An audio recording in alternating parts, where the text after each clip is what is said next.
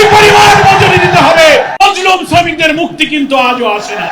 শ্রমিকের মুক্তির জন্য আজ থেকে ১৫০০ বছর আগে আমাদের প্রিয় নবী, মজলুমের নবী, দাস শ্রেণীর শ্রমিক দুঃখী মানুষের প্রিয় নেতা মুহাম্মদ মুস্তাফা সাল্লাল্লাহু আলাইহি ওয়াসাল্লাম যে অবিস্মরণীয় অনুপম শ্রমনীতি উপহার দিয়েছিলেন, আজ যদি সেই শ্রমনীতি আমরা বাস্তবায়ন করতাম, আমাদের মজুরি, কর্মঘণ্টা, সমস্ত অধিকার আমরা ফিরে পেতাম।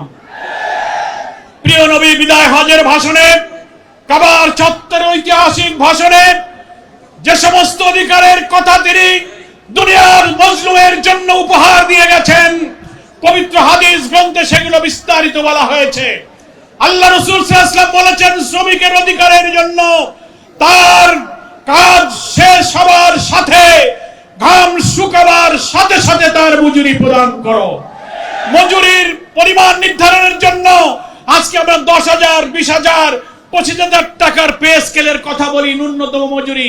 আমার প্রিয় নবী বলেছেন, সমকালীন বাজার চাহিদা, মানুষের প্রয়োজন মেটাবার জন্য মালিক যা খাবে পড়বে, শ্রমিকও যেন তাই খাইতে পারে, পড়তে পারে, ওই পরিমাণ মজুরি দিতে হবে।